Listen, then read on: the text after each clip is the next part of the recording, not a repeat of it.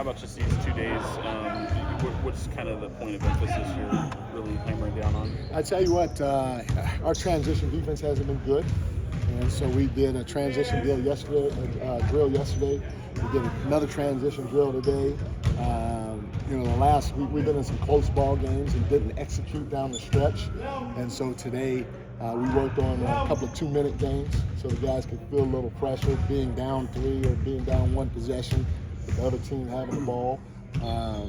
So those 2 things are the biggest thing, and then obviously we'll continue emphasizing showing your hands, leading with your chest, so we're not sending guys to the free throw line and all the little things that have been hurting us. But I give our guys credit.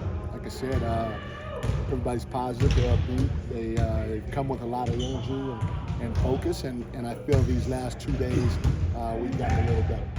Mike, what is it that you're expecting from Keegan in that starting group? What do you want from him? The same thing? Yeah, same thing. To me, whether you, for me, especially with the teams that I've been a part of, it's more about who's on the floor at the end of the game or at the end of the court. At the end of the first half. Those guys are usually the guys that you're expecting to take you home in that particular game. So whether you start, whether you come in after 3 minutes, whether you come in after 6 minutes, it's all the same. You got to play hard, do your job, whatever your job is. Is it surprising that he's already a 36-minute a game or a 35-minute a game guy? No. How did he react to the news that he was going to be starting? I didn't. He knew it. Remember, I started him in the second half against Phoenix, and so he knew then. And it's the same thing. It's like I told him, hey, Keegan, you got a flat tire, okay? Keegan, you're starting, okay? Keegan, you had a hell of a game, okay? So it's all the same. How does that change maybe what you do with KZ? Again, if you think about it, KZ started, and the reason why he started was to guard a guy like Dame. Not that he's a Dame stopper, but if you think about what the job that he did trying to help slow Dame down, and then what Dame did the next 3 games he played, you could see how KZ may have value in this business. So we got to keep trying to find a way to develop KZ. And I love KZ as a person. I love him as a player, and he'll continue to develop and help us one day at a pretty high level. He's just got to. No, you're good. Sorry. You're good. No, you're good. But he just got to stay ready, like everybody else. Do you think it was beneficial for Keegan, those first 2 games that he played to come off the bench to see see how the game was moving around, then he can come in and do his damage? Again, if he was sitting the first 8 to 10 minutes, maybe he sat the first 3 to 4 minutes. So this is just me personally. I don't think it was beneficial. He's basically a starter as it is, So I don't look at it as much different. Was there a process for him earning that level of trust with you as a coach, and was there a point in the process that? Yeah, so it wasn't about Keegan for me. Again, I would tell you guys, it's not. I don't care who starts the game. All right, it's who finishes the first half and who finishes the game. So for me, starting is a non-issue. I know for a lot of people it is a big issue, but for me it's not. It's who finishes the first half and who finishes the game, and what does your minutes distribution look like. And if your minutes are high and you're there at the end of the first half and you're there at the end of the game, then great. Because whether Keegan starts or not, if Keegan starts and we're up 20-5 in the first 4 minutes, I'm gonna ask all you guys been around, does that mean we're gonna win the game? No. Okay, if Keegan comes off the bench after the first 4 minutes and we're down 10-3, does that mean we're gonna lose the game? No. So again, it apples, orange, however you want to call it, apples and apples. No, red apples and green apples.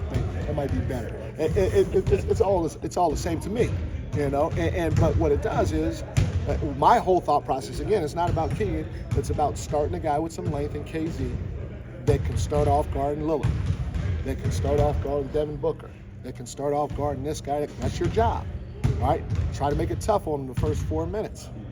And now you can bring the rest of the guys in. Maybe they might have missed their first 2 shots because they got some length on them.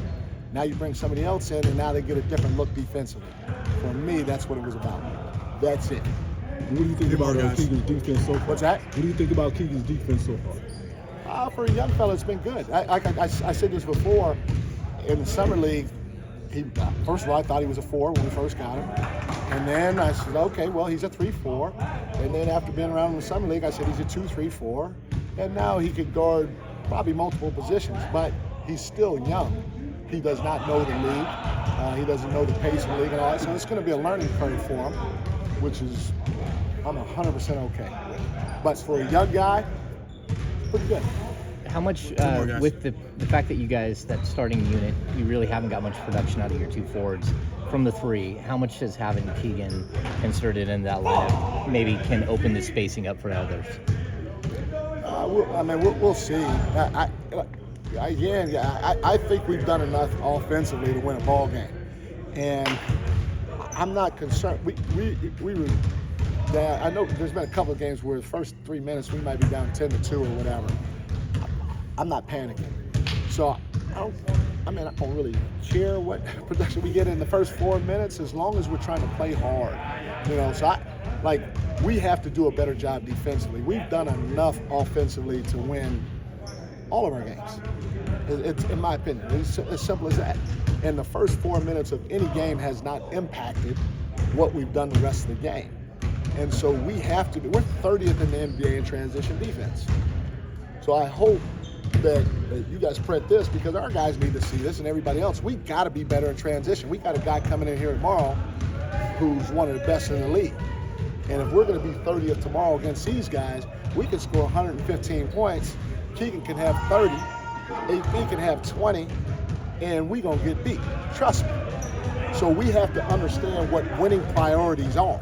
And it's not just necessarily about the first 5 guys that are starting the game out there, or that Keegan gets 30 and HP gets 25. It's about, can we get a stop, especially in transition right now when we're struggling. All right? Can we keep the ball out of the middle of the floor where they're causing havoc by being able to one pass this way, one pass that way?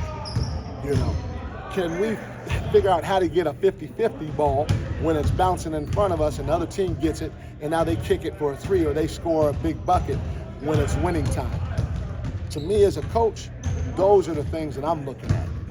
Mike, you talked about Harrison a lot yesterday. This is a guy with like 750 games in his career.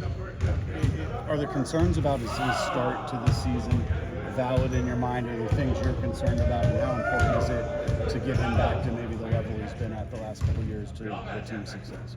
Like I said, if he was he's impacted the game in other ways. I'm pulling him out. I'm starting him, playing him 3-4 minutes, pulling him out, putting him back in, sometimes going back. So that's something that he's got to get used to first. I have to get used to him, and then he also has to get used to the system that we're running too, because he's used to having the ball in his hands a little bit more in certain spots, right? We're doing a motion, equal opportunity offense, and we're slowly integrating stuff where we can be specific to certain guys within what we're trying to do offensively. So it's going to take some time. He's rebounding really well. He's been a great leader, been a great teammate. And as he gets more comfortable with what his role is, starting with me defining his role more clearly, you all will see a Harrison that's going to be impactful for us. With Memphis.